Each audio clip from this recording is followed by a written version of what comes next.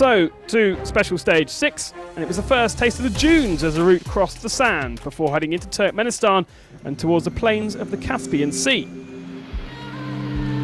In the morning, many had not slept as breakfast marked the start of the stage. Lavillée could rejoin the rally, Gash could not.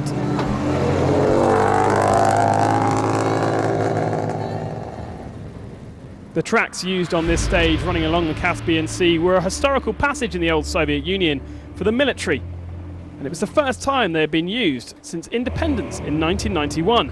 Gilles de Villiers admitting he wasn't prepared to go the speed of his teammates and finished up the day in 4th position.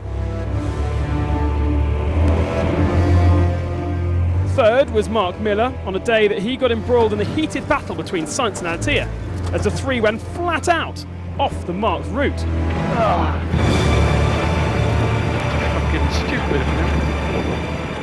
He also added to the list of punctures, having to stop to change his left rear tyre. By the end of the stage, he had dropped back in time and finished the day 9 minutes behind the lead time, his main concern keeping ahead of de Villiers. Nasser Al-Attiyah again had a daily puncture, this time just before CP1, but only lost a minute in changing it. It meant he had to push very hard and at one point bouncing through waist-high bushes to pass his teammates. He finished the day 2nd, but the lead has been reduced. Winner of the stage today was Carlos Sainz. Coming into the day, he lay about 6 minutes behind overall, but by CP2 he was that margin ahead of Qatari and looked as though he might lead the rally. A small navigational error and a puncture meant he finished just over 3 minutes ahead and stayed in 2nd. Tomorrow will be difficult because I have to open the road. The man who was in the new 5th spot overnight was Matthias Karl. He'd not had any problems so far, but at CP1 he'd lost 3.5 hours. So what had happened? Had he got stuck in the sand? A mechanical failure? No. Over a jump, the front of the car dug into the sand and he flopped onto his roof. He ended the day nearly 4 3/4 hours down, 11th overall.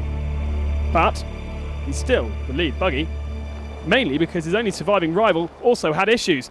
Bernard Arandonnet lost drive and, like Lavillée before him, would need a tow home.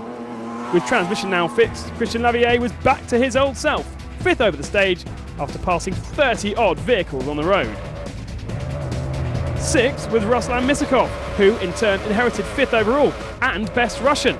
He had a pretty eventful stage, witnessing Karl's accident, seeing rival Burkert stuck in the dunes, but worst was perhaps getting lost on the top of this canyon, blaming the roadbook for his mistake.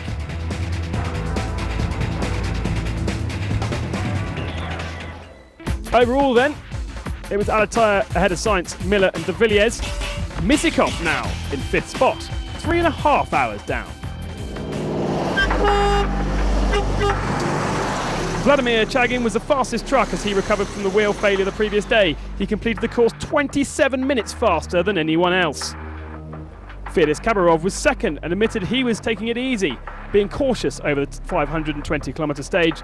The gap to the rest has increased to 35 minutes. Today I was very careful because at the beginning I heard something, so I stopped to have a look, and the suspension was damaged. It was good because if I hadn't stopped it might have broken. We spent some time fixing it, but no one passed us, and it was important to do so because of course we didn't retire. Затянули рессоры, на это немножко потратили время. В это время никто нас не обогнал, но самое главное, при этом мы сохранили автомобиль, не было никакой поломки. Jarrod de Roy again had wheel issues, this time when he hit a bush driving off track, puncturing the Goodrich and costing him 10 minutes. The Dutchman is purely focused on Kabarov, saying with a quarter of the rally remaining, the gap to the lead may be too great. He was, however, hugely impressed with Vladimir Chagin. Chagin passed me off-piste. And then we realized, both of the 3 guys in the truck, what are we doing here? He was, I think he had wings today from Red Bull, but he was really flying, unbelievable. Ilgazar Mardev also suffered tyre problems. He finished 3rd on the day and moved to 3rd overall, just a minute ahead of Leprez.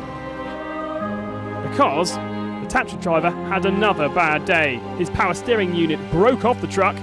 He did fix it, but lost 40 minutes in the process, eventually finishing 6th behind Eduardo Nikolev, who was in turn 20 minutes behind Khabarov, but now is 5th overall.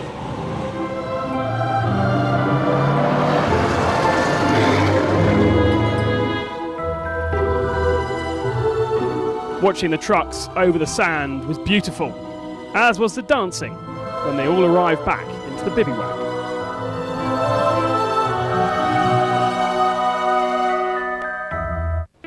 So the overall ranking, Khabarov now 35 minutes ahead of Zeroy, Mardev 3rd, Lopez down to 4th, Nikolev stays in 5th. Watch out for Chagin.